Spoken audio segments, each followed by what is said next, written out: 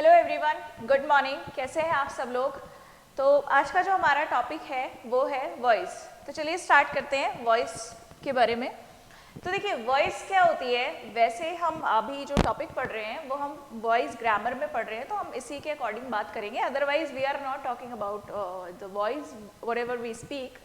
तो वॉइस क्या होती है? देखिए इंग्लिश में ग्रामर में वॉइस का मतलब होता है, वैसे तो वॉइस क्रिया ही होती है, it is a kind of verb we can say, लेकिन वॉइस जो है अपने सेंटेंस में किस तरीके से यूज़ हो रही है या फिर उसका यूज़ किस तरीके से किया जा रहा है, वही हम बताते हैं वॉइस में। ओके तो देखिए वॉइस में एक बार फिर से देखते हैं। वॉइस का मतलब होता है कि वॉइस में हम ये बताते हैं कि कोई सब्जेक्ट है वो किसी काम को परफॉर्म कर रहा है या फिर वो किसी काम को रिसीव कर रहा है। यानी कि यहाँ पर हम ये बताते हैं, वॉइस में हम ये बताते हैं कि कोई भी सब्जेक्ट हमारा वो किसी काम को परफॉर्म कर रहा है या फिर वो किसी काम को रिसीव कर रहा है या फिर किसी काम से इफेक्टेड हो रहा है, यही बताने के लिए यूज़ किया जाता है वॉइस का। तो देखिए वॉइस कितने टाइप की होती है। If we talk about the types और the kinds of voice, so there are two types of voice. The first one it is called active voice. पहले जो वॉइस है उसको हम कहते हैं active voice, and the another voice is passive voice. The second one is passive voice. तो देखिए यहाँ पर voice it is a kind of verb जो कि अपने सब्जेक्ट के अकॉर्डिंग परफॉर्म की जा रही है या फिर सब्जेक्ट उस एक्शन को या फिर क्रिया को क्या कर रहा है, रिसीव कर रहा है, वही बताती है वॉइस। तो जैसे मान लीजिए फॉर एग्जाम्पल आपने कहा कि मैं पढ़ा रही हूँ, तो यहाँ पर जो काम है वो किसके थ्रू किया जा रहा है, वो मेरे थ्रू किया जा रहा है। तो यहाँ पर आपने कहा मैं पढ़ा रही हूँ, ये कौन सी वॉइस होगी? तो ये हमारी एक्टिव वॉइस में होगी। तो देखिए एक्टिव वॉइस का मतलब ये होता है कि जब सब्जेक्ट हमारा किसी काम को, सब्जेक्ट मतलब जो काम को करता है या फिर जिसके बारे में बात होती है। तो यहाँ हम बात कर रहे हैं क्रिया की, तो हम बात करेंगे subject as a doer of action. यानी कि किसी भी काम को जो सब्जेक्ट या फिर जो भी व्यक्ति क्या कर रहा है, परफॉर्म कर रहा है, अगर वो व्यक्ति उस क्रिया से पहले लिख दिया जाता है, यानी कि इस जो भी क्रिया है, जो भी एक्शन है, जो भी वर्ब है, उसको परफॉर्म करने वाला व्यक्ति अगर सेंटेंस में पहले लिख दिया जाता है तो वो हमारी एक्टिव वॉइस कहलाती है। जैसे आपने कहा कि मैं पढ़ा रही हूँ, इसको हम अगर इंग्लिश में लिखते हैं तो हम यहाँ पर लिखेंगे आई एम टीचिंग। ओके, इस तरीके से ये लिखा जाएगा। लेकिन अगर मान लीजिए यही चीज़ कोई, अगर मान लीजिए जो भी क्रिया है सेंटेंस में, उसको जो व्यक्ति रिसीव कर रहा है उसको अगर हम पहले लिख देते हैं तो वो हमारी पैसिव वॉइस कहलाती है। यानी कि वो सेंटेंस हमारा पैसिव वॉइस का कहलाएगा। जैसे आपने कहा कि हमें पढ़ाया जा रहा है, हमें पढ़ाया जा रहा है, तो यहाँ पर जो पढ़ाने का काम है वो कोई और कर रहा है, बट जो एक्शन है उसको रिसीव कौन कर रहा है? तो आपने कहा हम। तो यहाँ पर हमें पढ़ाया जा रहा है, ये हमारी जो वॉइस होगी वो पैसिव वॉइस होगी। ठीक है, तो देखिए एक बार फिर से देख लेते हैं। यहाँ पर जब भी हम सेंटेंस लिखते हैं उसमें जो भी सब्जेक्ट होता है, यानी कि सब्जेक्ट मतलब जो भी काम को करेगा वो, तो यहाँ पर जो भी सब्जेक्ट होगा तो वो सब्जेक्ट डूअर होगा। इस क्रिया को, जो भी क्रिया हो रही है यहाँ पर, इसको करने वाला व्यक्ति इसका डूअर होगा। तो ये एक्टिव वॉइस में लिखा जाता है सेंटेंस। ठीक है, एक चीज़ और यहाँ पर जानने के लिए है इम्पॉर्टेंट, और वो ये है कि जब भी हम एक्टिव वॉइस में जो भी वर्ब यूज़ करते हैं या फिर जो भी हम वर्ब लिखते हैं, जैसे कि आपने प्रीवियस लेक्चर्स में वर्ब का लेक्चर देखा होगा, तो उसमें आपने देखा होगा कि हमारी जो वर्ब है वो 4 फॉर्म्स में यूज़ होती है, first, second, third and fourth. तो 4 फॉर्म्स में यूज़ होती है। तो वही चारों फॉर्म्स यहाँ पर यूज़ की जा सकती है, कोई सी भी फॉर्म आप यूज़ कर सकते हो, first form, second form, third form या फिर फोर्थ फॉर्म। एक्टिव वॉइस में हमारी जो क्रिया होती है, जो मेन वर्ब होती है, वो किसी भी फॉर्म में लिखी जा सकती है। लेकिन वहीं अगर हम पैसिव वॉइस की बात करें, if you talk about passive voice, तो यहाँ पर जो हमारी वर्ब होती है that always must be written only in third form, सिर्फ और सिर्फ थर्ड फॉर्म में ही लिखी जानी चाहिए, ठीक है। तो यहाँ पर जो वर्ब आती है वो हमेशा सेंटेंस हमारा किसी भी टेंस का हो, डजंट मैटर, हमें जो है क्रिया यूज करनी है हमेशा थर्ड फॉर्म में। तो this is the active voice and this one is the passive voice. Passive voice का मतलब ये हुआ जब जो व्यक्ति क्रिया को रिसीव कर रहा है या फिर उससे इफेक्टेड हो रहा है, अगर उस व्यक्ति को हमने पहले लिख दिया है तो वो हमारी पैसिव वॉइस कहलाती है। जैसे आपने कहा हमें पढ़ाया जा रहा है, हमें ये सुविधाएं उपलब्ध कराई जा रही हैं, या फिर आपने कहा कि हमें अंग्रेजी सिखाई जाती है, या फिर आपने कहा कि हमें यहाँ इस कॉलेज में पढ़ाया जाता है, तो ये सभी हमारे पैसिव वॉइस के सेंटेंसेस हैं। लेकिन अगर आप ये कहते हैं कि हम सरकार हमें ये सारी सुविधाएं उपलब्ध करा रही है, तो यहाँ पर जो हमारी वॉइस होगी वो एक्टिव होगी।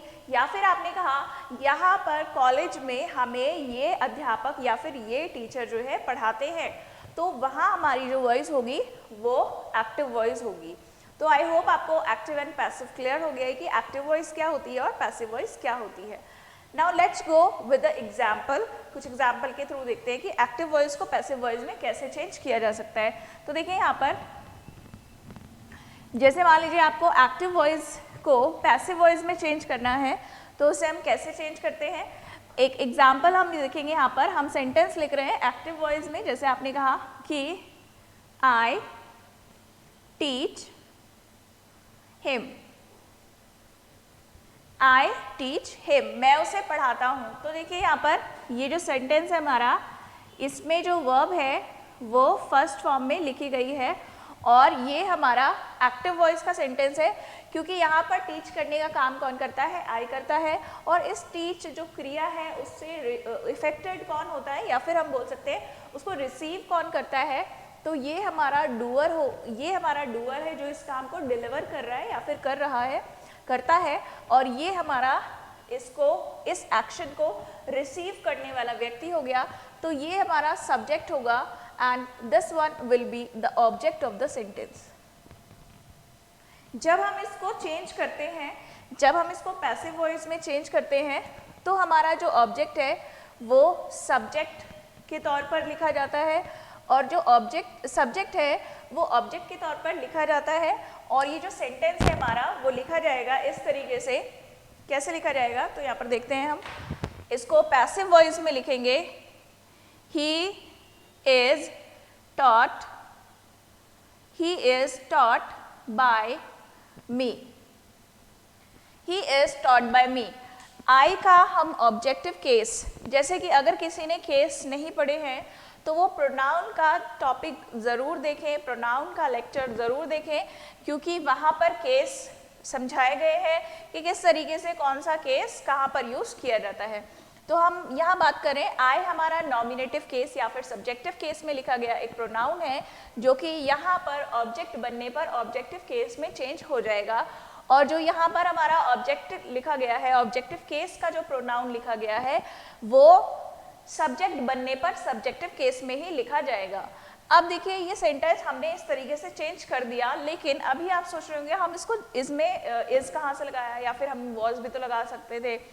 तो यहाँ पर हम देखेंगे कि एक्टिव वॉइस को पैसिव वॉइस में किस तरीके से चेंज किया जाता है। तो सबसे पहले हम कुछ टेंस के रूल्स देख लेते हैं कि टेंस जो है हमारा किस तरीके से, जैसे मान लीजिए हमारे पास चारों जितने भी 3 टेंसेस हैं उनमें जो भी 4 टाइप्स है उनको हम किस तरीके से चेंज करते हैं। तो देखिए इसके थ्रू आपको एक ही टेबल है यहाँ पर, वो देखना है, उसको फॉलो करना है और उसी के अकॉर्डिंग आप सेंटेंस को चेंज करते हैं।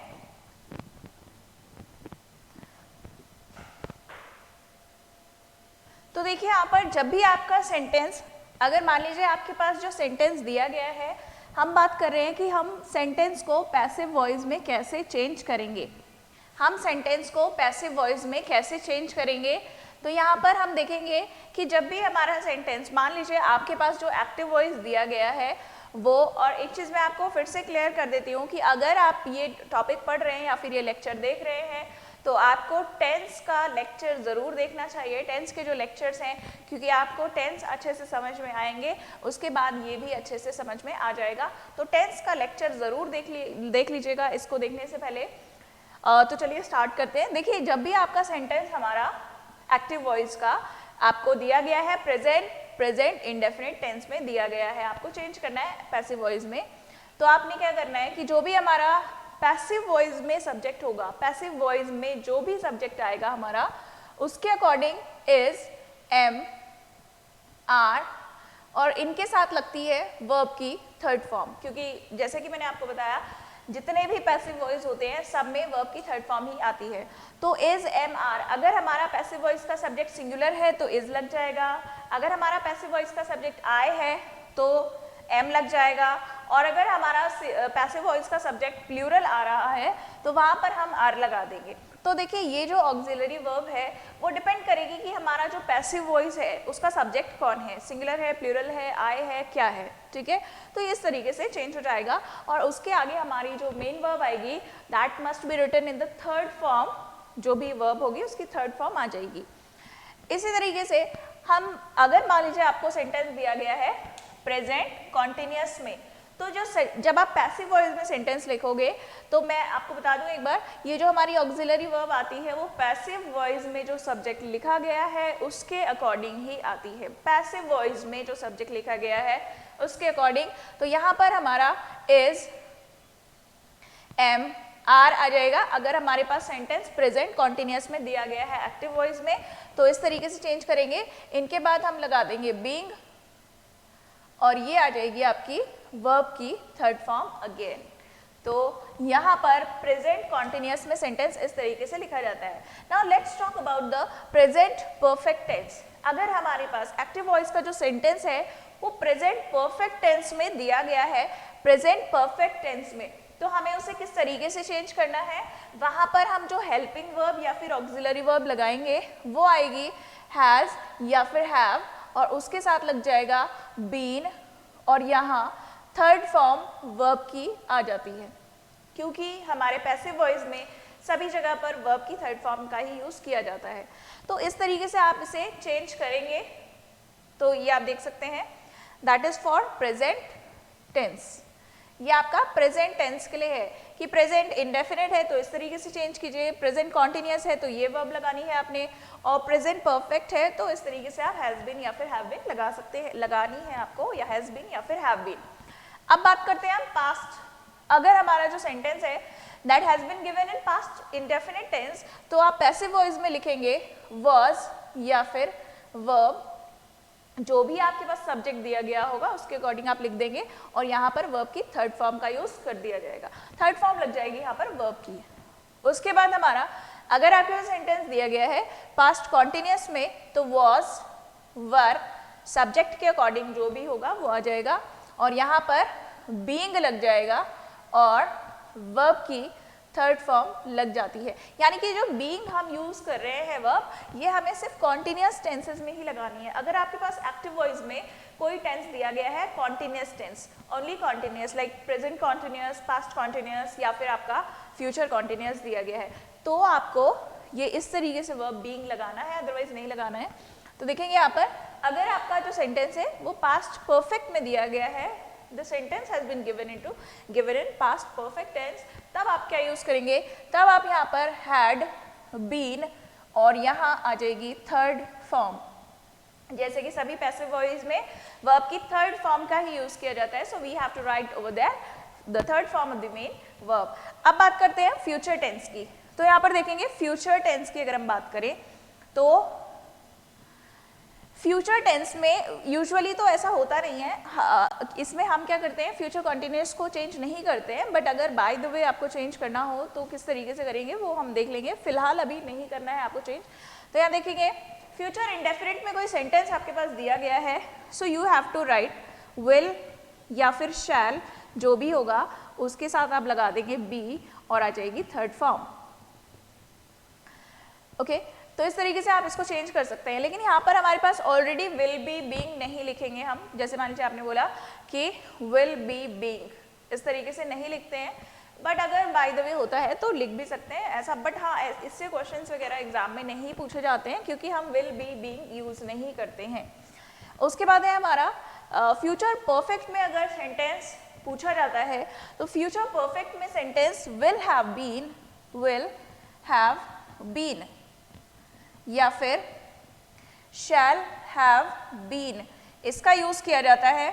और again we have to write there the third form of the main verb, यहाँ पर हम थर्ड फॉर्म मेन वर्ब की लिखेंगे। तो ये इस तरीके से सेंटेंस आपने लिखना है, यू कैन सी दैट ये आपको सेंटेंस पैसिव वॉइस में चेंज करना है इस तरीके से। तो आप इसे देख सकते हैं एक बार कि how to change the active voice into passive voice. एक बार मैं फिर से आपको क्लियर कर देती हूँ कि एक्टिव वॉइस में सेंटेंस जब आपके पास प्रेजेंट इंडेफिनिट में दिया जाता है तो पैसिव वॉइस में प्रेजेंट इंडेफिनिट के साथ जो भी टेंस आप चेंज कर रहे हैं, सेंटेंस चेंज कर रहे हैं, उसमें इज एम आर लग जाएगा और थर्ड फॉर्म आ जाएगी। इसी तरीके से बाकी सब जो टेंसेज आपके पास दिए गए होंगे, लेकिन आपको एक चीज़ हमेशा ध्यान रखनी है कि आप जब भी पैसिव वॉइस का यूज करें you have to use the third form of the main verb in passive voice. Active voice में वर्ब कोई भी फॉर्म में हो सकती है, लेकिन पैसिव वॉइस में वर्ब थर्ड फॉर्म में ही लिखी जाती है। आई होप आपको यहाँ तक क्लियर हो गया है। अब हम बढ़ते हैं अपने एग्जाम्पल्स की तरफ। तो आइए देखते हैं एग्जाम्पल्स।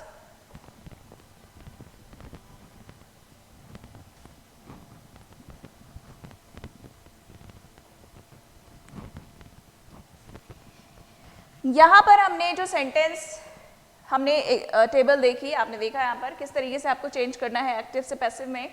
अब देखते हैं एग्जाम्पल। जैसे आपने कहा कि सीमा ईट apples, Seema eat apples.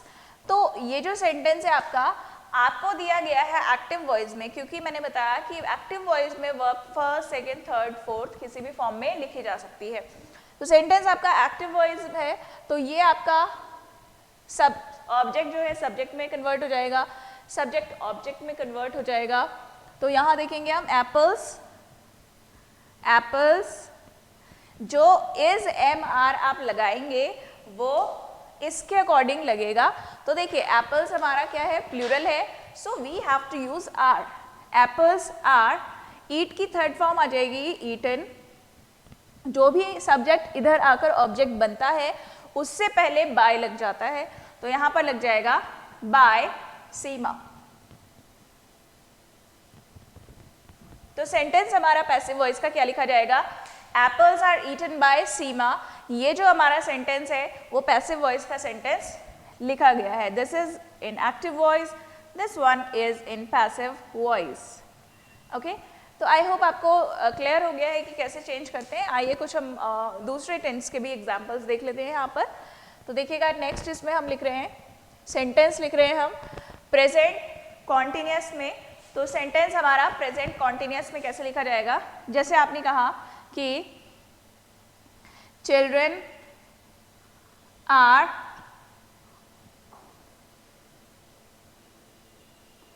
Playing cricket, children are playing cricket. तो देखिए यहाँ पर चिल्ड्रन आर प्लेइंग क्रिकेट, ये हमारा प्रेजेंट कॉन्टिन्यूअस में है। अगेन हम वही करेंगे कि जो हमारा सब्जेक्ट है उसको यहाँ लिखेंगे children, sorry cricket, cricket, cricket. उसके बाद हम क्या लगा रहे थे, is being, am being, are being, लेकिन इसके अकॉर्डिंग तो सिंगुलर है is being, cricket is being. Verb की थर्ड फॉर्म आ जाएगी प्लेड, प्लेड। और ये जो ऑब्जेक्ट वहां लिखा जाएगा इससे पहले आ जाएगा आपका बाय, बाय चिल्ड्रन, चिल्ड्रन। तो ये सेंटेंस आपका इस तरीके से लिखा जाएगा, cricket is being played by children. देखिए दूसरा एग्जाम्पल देख लेते हैं यहाँ पर। नेक्स्ट एग्जाम्पल है I have invited, I have invited her, I have invited her. तो ये यहाँ लिखा जाएगा तो हर का सब्जेक्ट आ जाएगा शी है तो हैज़ आएगा, क्योंकि सिंगुलर सब्जेक्ट के साथ हैज़ लगता है और प्लूरल के साथ हैव लगता है। तो शी हैज़, और इसमें बीन भी लगता है पैसिव वॉइस में, she has been, again third form is invited, invited, I लिखने से पहले हम बाय लिखेंगे, बाय मी, तो ये आई का ऑब्जेक्टिव केस आ जाएगा मी। तो इस तरीके से सेंटेंस आपका बन जाएगा पैसिव वॉइस में, she has been invited by me. तो इस तरीके से सेंटेंस आप लिखेंगे पैसिव वॉइस में। चलिए बढ़ते हैं नेक्स्ट हमारे कुछ और एग्जाम्पल्स की तरफ जो कि लिखे गए हैं पास्ट टेंस में। जैसे मान लीजिए आपने सेंटेंस लिखा, आई रोट अ पोयम, तो ये जो सेंटेंस है हमारा ये पास्ट टेंस में लिखा गया है, पास्ट इंडेफिनिट में। तो देखिए पास्ट इंडेफिनिट में जब हमारा सब्जेक्ट जो भी हो तो ये वर्ब की सेकंड फॉर्म आती है, लेकिन अब हम पैसिव वॉइस में कन्वर्ट करेंगे तो we have to use their third form of the main verb, लेकिन ये ऑब्जेक्ट इधर आ जाएगा, सेंटेंस लिखा जाएगा आपका अ पोयम, वॉज या वर आता है तो सिंगुलर है तो वॉज आ जाएगा, अ पोयम वॉज, वर्ब की थर्ड फॉर्म आ जाएगी यहाँ पर written, a poem was written, I यहाँ पर मी बनेगा लेकिन उसको लिखने से पहले हम लिखेंगे बाय और ये आ जाएगा मी। तो हमारा पैसिव वॉइस का सेंटेंस लिखा जाएगा a poem was written by me. तो इस तरीके से आप सेंटेंस को एक्टिव से पैसिव में कन्वर्ट कर सकते हैं। अब बात करते हैं हम एक दो एग्जाम्पल्स की जो कि फ्यूचर में लिखे गए। जैसे मान लीजिए आपने कहा कि फॉर एग्जाम्पल आप बोल रहे हैं ही विल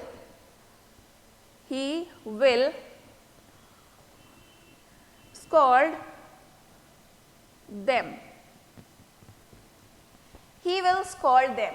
तो यहाँ पर हम इस ऑब्जेक्ट को सब्जेक्ट में कन्वर्ट करेंगे तो सेंटेंस में सब्जेक्ट बन जाएगा दे, विल भी लग जाएगा, विल बी, थर्ड फॉर्म आ जाएगी स्कोल्डेड, स्कोल्डेड, ही लिखने से पहले बाय लगाएंगे, बाय, और ही का ऑब्जेक्टिव केस आ जाएगा यहाँ पर हिम। तो सेंटेंस हमारा पैसिव वॉइस में लिखा जाएगा they will be scolded by him. So this is in a passive voice. ये जो सेंटेंस है आपका वो पैसिव वॉइस में लिखा गया स्टेटमेंट है। एक चीज हमेशा ध्यान रखिए, पैसिव वॉइस में हमेशा ऑक्सिलरी वर्ब जरूर होती है, हमेशा पैसिव वॉइस जो भी आप लिख रहे हैं उसमें एक ऑक्सिलरी वर्ब जरूर होगी, हमेशा होगी जब भी आप इस तरीके के सेंटेंस को एक्टिव से पैसिव में कन्वर्ट करते हैं। आई होप आपको यहाँ तक क्लियर हो गया है। अब हम बढ़ते हैं अपने दूसरे टाइप की तरफ जिनसे क्वेश्चंस एग्जाम में पूछे जाते हैं, and that is interrogative sentences. तो देखिए इंटरोगेटिव सेंटेंसेस को पैसिव वॉइस में किस तरीके से चेंज किया जाता है या फिर इंटरोगेटिव सेंटेंस को पैसिव वॉइस में कैसे बदलते हैं, तो हम यहाँ पर पढ़ेंगे इंटरोगेटिव सेंटेंसेस को। इंटरोगेटिव सेंटेंसेस, देखिए इंटरोगेटिव सेंटेंस को पैसिव वॉइस में कन्वर्ट करने के लिए किस तरीके से आप इसे चेंज करेंगे, तो यहाँ देखेंगे हम जैसे आप कोई टेंस लिखते हैं या फिर कोई सेंटेंस लिख रहे हैं आप पैसिव वॉइस में इंटरोगेटिव, सॉरी एक्टिव वॉइस में इंटरोगेटिव। जैसे आपने कहा कि do you teach him, do you teach him, क्या आप उसे पढ़ाते हो। तो यहाँ देखिए आपने जो सेंटेंस लिखा है डू यू टीच हिम, तो ये जो डू है इसकी ऑक्सिलरी वर्ब जो भी आएगी आपको पता है कि प्रेजेंट इंडेफिनिट में या तो इज लगता है, एम लगता है या फिर आर लगता है, तो that depends on the subject of passive voice. तो देखिए ये जब इधर आएगा तो ये है आपका सिंगुलर, तो मान लीजिए आपने ही लिखा, ओके, तो अब हम यहाँ लिखेंगे इज, डू की जगह इज लिखेंगे, इज ही, थर्ड फॉर्म आ जाएगी टॉट, इज ही टॉट, इसको लिखने से पहले बाय लगा देंगे, बाय यू, ओके, क्योंकि ये जो हमारा ऑब्जेक्ट है वो इधर सब्जेक्ट में कन्वर्ट होगा और जो भी ऑक्सिलरी वर्ब है वो इसके अकॉर्डिंग लगेगी, जो इधर आएगा, जो भी ऑब्जेक्ट यहाँ पर सब्जेक्ट के तौर पर लिखा जाएगा उसके अकॉर्डिंग हमारी ऑक्सिलरी वर्ब आ जाएगी और उसी के अकॉर्डिंग हम इज, एम, आर जो भी यूज कर रहे हैं वो यूज करेंगे। So this was sentence written in present indefinite tense. इसी तरीके से हम बात करें अगर जैसे हम लिख रहे हैं सेंटेंस आपका प्रेजेंट कॉन्टिन्यूअस में, Why are you, या फिर you नहीं कुछ और सब्जेक्ट देख लेते हैं, Why are they watching a movie, why are they watching a movie.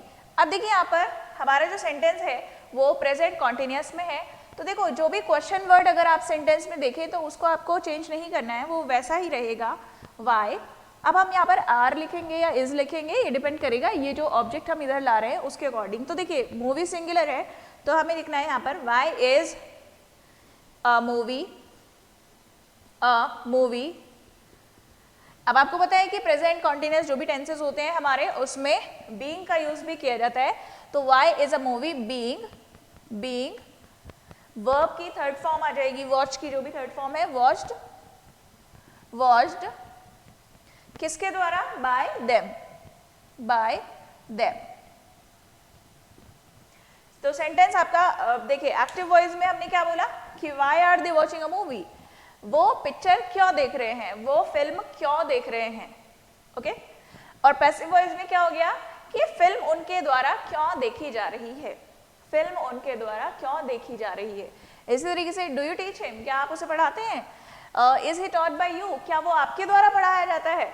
तो ये हमारा जो सेंटेंस है वो पैसिव वॉइस में लिखा जाएगा इस तरीके से, ओके।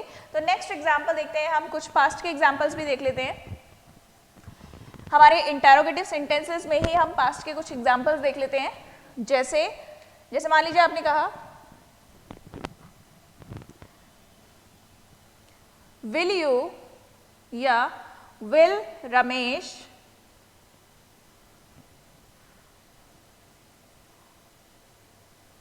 रीड अ नॉवेल, क्या रमेश एक नॉवेल पढ़ेगा, क्या रमेश एक नॉवेल पढ़ेगा। तो आप देखिए ये जो सेंटेंस है हमारा वो एक्टिव वॉइस का है, तो हमें इसे पैसिव वॉइस में चेंज करना है, तो क्या लिखा जाएगा यहाँ पे will a novel, will a novel. जैसे कि आपने देखा कि हमारा विल भी आता है पैसिव वॉइस में, तो will a novel be read, read की थर्ड फॉर्म आ जाएगी रेड, हालांकि स्पेलिंग सेम होती है रीड रीड रीड, लेकिन बोला जाता है उसको, प्रोनाउंस उसको रेड किया जाता है when we write it in past. तो देखिए will a novel be read by किसके द्वारा, रमेश, रमेश, क्या रमेश के द्वारा नॉवेल पढ़ी जाएगी, क्या रमेश नॉवेल पढ़ेगा, एक्टिव वॉइस, क्या नॉवेल रमेश के द्वारा पढ़ी जाएगी। तो ये आपका पैसिव वॉइस का सेंटेंस लिखा गया है इंटरोगेटिव सेंटेंस में। तो आप इस तरीके से इंटरोगेटिव सेंटेंस में, जो इंटरोगेटिव सेंटेंस में आपको एक्टिव वॉइस दिए गए होते हैं उनको आप इस तरीके से चेंज कर सकते हैं। अब हम बढ़ते हैं हमारे नेक्स्ट टाइप की तरफ जो कि होता है इंपेरेटिव सेंटेंसेस।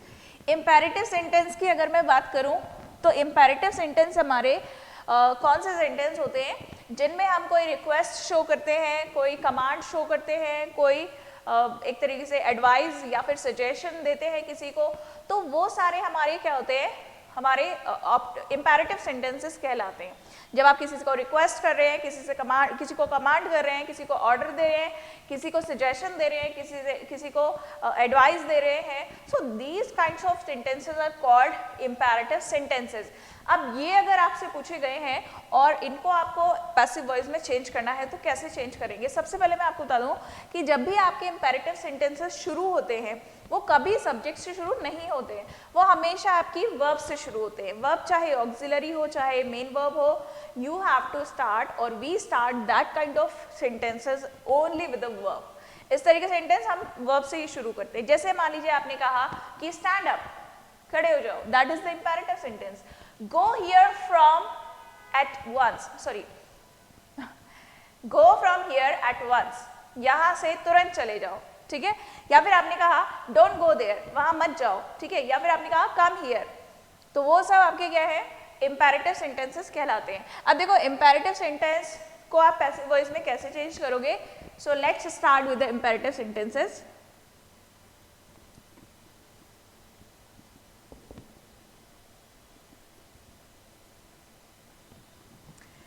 इंपेरेटिव सेंटेंस देखिए, जैसे आपने कहा कि switch on the fan, okay, switch on the fan. तो अगर आपने इस तरीके से लिखा है तो देखो दो हमारे जो इम्पेरेटिव सेंटेंसेस होते हैं वो दो तरीके के होते हैं। एक होता है जिसमें हमारे पास ऑब्जेक्ट गिवन हो, मतलब ऑब्जेक्ट दिया गया है, और एक होता है जिसमें ऑब्जेक्ट नहीं दिया गया है। जैसे आपने कहा कि कम हियर, यहाँ आओ, तो उसमें ऑब्जेक्ट नहीं होगा। जैसे आपने कहा कम हियर, तो यहाँ पर कोई ऑब्जेक्ट नहीं है हमारे पास। हालांकि ये ऑब्जेक्ट नहीं है, रिमेंबर, क्योंकि ऑब्जेक्ट में हमारा मतलब होता है कि क्या, किस चीज़ की हम बात करें, क्या चीज़ करने के लिए। तो आपने कहा स्विच ऑन, क्या स्विच ऑन, फैन, लेकिन कम हियर, क्या आओ, ऐसा कुछ नहीं बोलेंगे। तो क्या जो मीनिंग देता है दैट इज द ऑब्जेक्ट। तो यहाँ पर ऑब्जेक्ट है लेकिन यहाँ पर ऑब्जेक्ट नहीं है। तो जब भी आप इस तरह के सेंटेंस को पैसिव वॉइस में चेंज करते हैं तो आपको ध्यान रखना है कि जब आपके पास ऑब्जेक्ट गिवन होता है, जब आपके पास ऑब्जेक्ट दिया गया हो, तो हमारा पैसिव वॉइस में वो लेट से शुरू हो जाता है। लेट, ऑब्जेक्ट इधर आ जाएगा द फैन, और यहाँ पर वर्ब, जो भी वर्ब है, क्योंकि वर्ब से शुरू हो रहे हैं सेंटेंस, जो भी वर्ब है उससे पहले बी लग जाता है। Let the fan B switched off, let the fan B switched off, ठीक है। तो ये हमारा लेट से शुरू होगा, ऑब्जेक्ट इधर आ जाएगा, बी लगेगा और इसके आगे थर्ड फॉर्म लग जाती है। लेकिन जिसमें ऑब्जेक्ट नहीं है, this is the active voice, this is the passive voice, this is the active voice, now we have to write here the passive voice. तो देखिए यहाँ पर इसको पैसिव वॉइस में किस तरीके से चेंज किया जाएगा, किस तरीके से बदलेंगे इसको। तो पैसिव वॉइस में बदलने के लिए हम क्या करेंगे, जो भी सेंटेंस में शो हो रहा है, जो भी शो हो रहा है, शो का मतलब जो भी हमें पता चल रहा है, जैसे रिक्वेस्ट शो हो रही है, रिक्वेस्ट लग रही है हमको, या फिर ऑर्डर लग रहा है, कमांड लग रहा है, या फिर थ्रेट लग रहा है, या फिर हम किसी को वार्न कर रहे हैं, ठीक है। तो कम हियर मतलब वी आर ऑर्डरिंग समवन, हम क्या कर रहे हैं, किसी को ऑर्डर दे रहे हैं, तो हम क्या बोलेंगे, यू आर ऑर्डर्ड।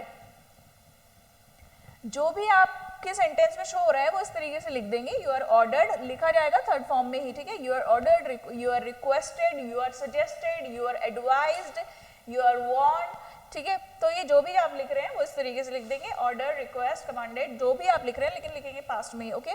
तो ये लिख देंगे और उसके बाद टू से इसे कनेक्ट कर देंगे, you are requested, order, commanded, suggested, advise, जो भी होगा, और उसके आगे टू लगा के ये पूरा का पूरा स्टेटमेंट ऐसा ही लिख देंगे यहाँ पर, to come here. You are requested, ordered, जो भी, हालांकि इस सेंटेंस में हमें ऑर्डर लग रहा है, तो हम क्या बोलेंगे, you are ordered to come here, you are ordered to come here. इस तरीके से हम सेंटेंस लिखेंगे। अब देखो, जैसे मान लीजिए आपने लिखा, फॉर एग्जाम्पल, अगर आप कहते हो, आपने कहा कि please help me, please help me. तो देखिए प्लीज मतलब आपको पता चल रहा है कि सेंटेंस में क्या शो हो रही है, रिक्वेस्ट शो हो रही है, ओके। तो जब रिक्वेस्ट लग रही है हमको, कि ऐसा लग रहा है कि रिक्वेस्ट कर रहा है कोई, तो वहां पर हम क्या लिख देंगे, you are requested, you are requested to help me. तो ये प्लीज हट जाएगा वहां से, ठीक है, क्योंकि ये क्रिया से ही हमारा स्टेटमेंट आएगा वहां पर। तो क्या लिखेंगे, you are requested, you are requested to help me. तो इस तरीके से आपके इंपेरेटिव सेंटेंसेस लिखे जाते हैं। अब जरूरी नहीं है कि ये पॉजिटिव ही हो, नेगेटिव भी हो सकता है। अगर हमारा सेंटेंस नेगेटिव है तो हम इसे टू की जगह नॉट टू कर देते हैं, नॉट टू। जैसे एग्जाम्पल देखते हैं यहाँ पर,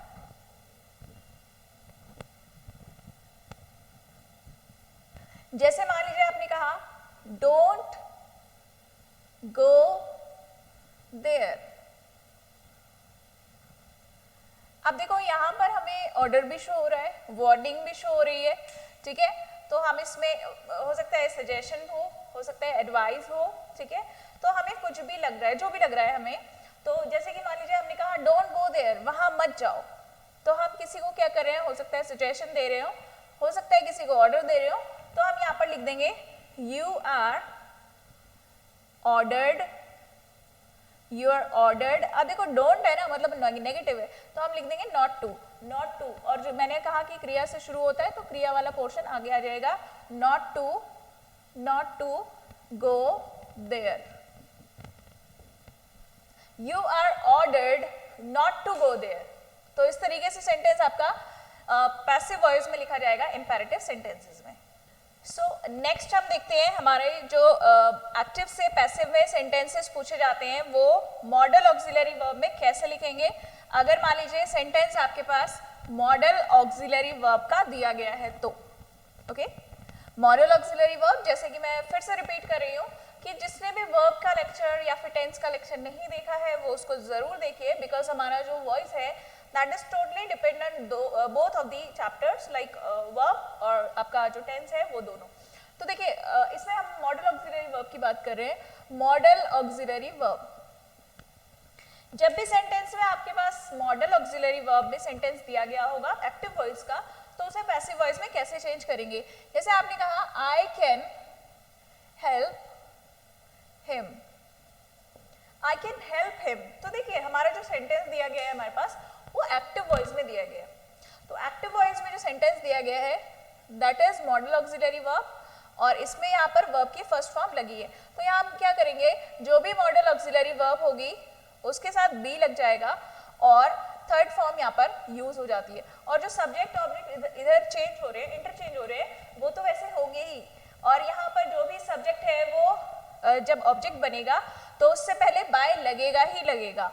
ओके, तो यहाँ पर देखिए हिम का क्या हो जाएगा, ही हो जाएगा, ही, और यहाँ लिखेंगे he can be helped, third form आ जाएगी helped by me, he can be helped by me.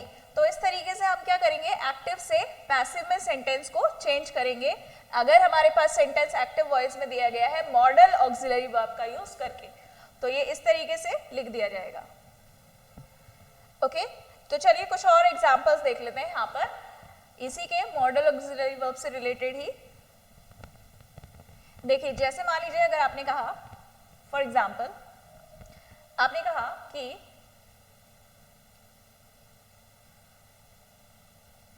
we can break this chair, we can break this chair। तो यहाँ देखिए जब हम इसे चेंज करेंगे तो कैन भी आ जाएगा और ब्रोकन आ जाएगा थर्ड फॉर्म, और जो ऑब्जेक्ट सब्जेक्ट इंटरचेंज हो रहे थे वो वैसे ही होंगे। तो क्या लिखेंगे, this chair can be broken by us, this chair can be broken by us। तो ये इस तरीके से सेंटेंस लिख दिया जाएगा। एक और एग्जांपल देखते हैं इसमें, जैसे आपने कहा candidates must follow all the instructions,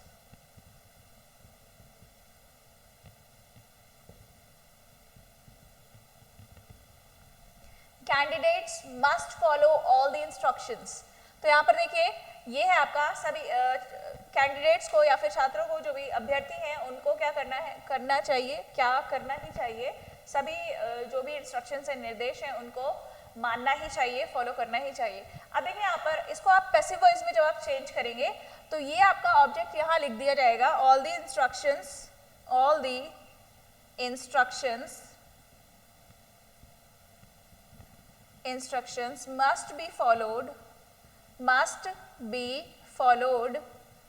must be followed।